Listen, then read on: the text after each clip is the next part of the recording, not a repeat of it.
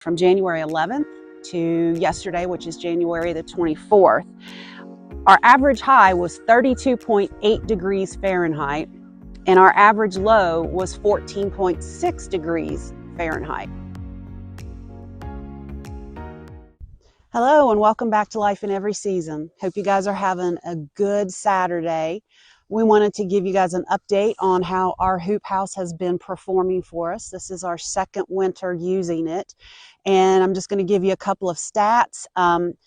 It's been a cold winter for us. Our average daily temperatures, which I'm going to give you in Fahrenheit, Bruce did a 14-day time frame in January from January 11th to yesterday, which is January the 24th. Our average high was 32.8 degrees Fahrenheit, and our average low was 14.6 degrees Fahrenheit. Now in this area, which we're in zone 7, our historical averages for January is 45 degrees high, low is 26. During that 2-week period, we saw a high of 50 degrees Fahrenheit and we saw a low of 6 degrees Fahrenheit. So when you compare the two averages, we're about 12 to 13 degrees below our average winter temperatures. And I wanted to show you our cover crop. This is Austrian winter peas and Japanese radishes. And we put this in these 3 rows, and we also used it inside the hoop house as well. And when I take you in the hoop house, we'll show you how we wintered a little bit, and we still have some veg growing. Okay, so we're inside our hoop house, and I just wanted to give you guys a few ideas of what we did to kind of overwinter. We use Agribon cover, and that's got our lettuce underneath it, and that has helped tremendously at keeping our vegetables through the winter. Sorry, we have a cat going crazy. But if you'll follow me back here, I want to show you the plastic inner hoops that we have, and we'll talk about our solar vents. So last year we did these double hoops in the wintertime of this plastic material and made a separate inner hoop inside, and it's really worked. It's the same material as what we had left over from the top of the hoop house. And we just flip them down when we know the temperatures are going to get really cold at night. And it has saved a lot of our vegetables from frost. And another thing that Bruce installed last year are these solar vents. And they really help modulate the temperature in the hoop house, as well as it takes moisture out of the hoop house even when we've got it zipped down, so we don't have to worry about, freezing ice or anything like that. This is the Austrian winter peas and the Japanese radish. We planted that, and this is normally our tomato row, which more than most likely will be again this year. But this thick, heavy crop, it is wheat from some scratch grains that got put out here by accident. It was an unplanned cover crop, but it's doing its job.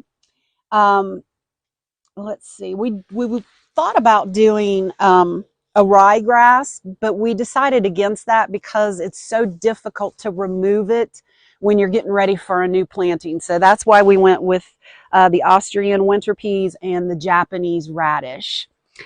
So let's take a look around and we'll see some of our vegetables. We've got carrots, and they're doing pretty well. I haven't pulled any, but I can see the top of this one, and it's maybe as big as one of my fingers. So I'm happy about that. We'll be pulling these out probably before we start planting our summer crops. Sowed around Halloween. Yes, it was sowed around Halloween. And we've got some more carrots here. And it looks like we've got some cover crop here. A little bigger than that. Yeah. I'm not sure why, but they're a little happier over on this, the cover crop is, than it was down here. It must be the hoops that we're covering it up with, but that's going to be good. And then if you come down here with me, yes, these cardboard tubes, this was an experiment. We were trying to save our hot pepper plants and just see if we could overwinter them. It didn't work. It was a fail, but at least we tried.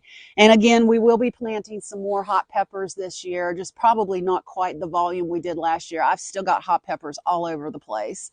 And you can only make so much hot sauce and freeze dry them and everything like that. But if you'll come with me, I'll show you a little bit more of what we've got. So here you can see we planted onions from seed. These are Patterson onions, and they're doing pretty good. I mean, we planted these late fall, and so I'm just happy to see any kind of growth right now during this really cold time of the year. And over here, we have some more carrots, and they're doing really well. And again, they're getting pretty big. Let me see if I can pull one out. We'll pull just one. Let's see.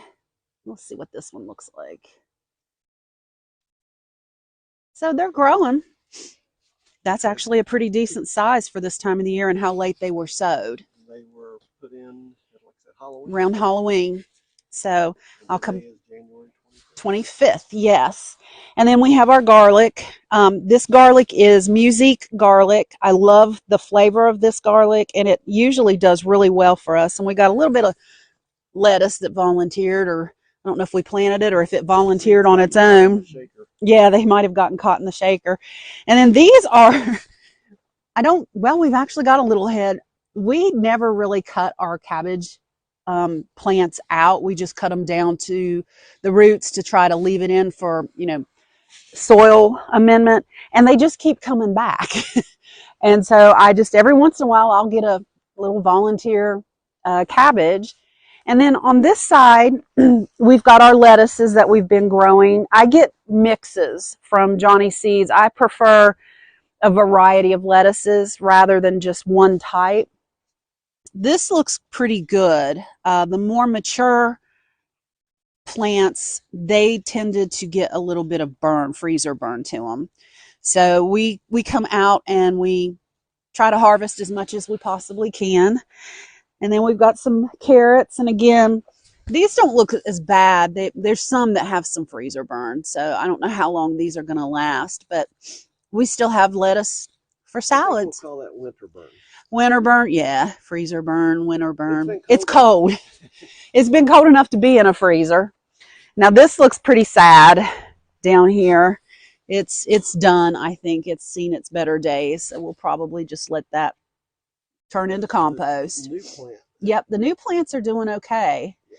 And then let's see, down here we've got some Bloomdale spinach, and this is doing really well. And I like it because it doesn't get crazy big, or at least we've never had it get real big, but it has a really good flavor. And like I said, it was sown at the same time everything else, and so we do have some fresh spinach.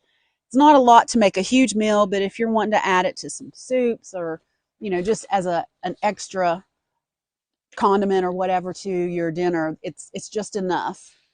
And then over here, this is my first year of trying celery, and I'm really happy with this. This, we believe it is tall Utah, and I'm really happy. You're not getting the big, huge stalks like you get in the grocery store. But the flavor with this is amazing. We've cut the leaves off and I've freeze dried some and to use for seasoning for soups. But it tastes amazing, and even though it's small, it gives I believe more flavor with the small stalks than the great big huge ones you get at the grocery store. So I think that's about what we had for today. We'll wrap this up. I hope you guys have a great rest of your day. Please be safe, and if you like this video, give us a thumbs up and maybe a subscribe. We'll see you later.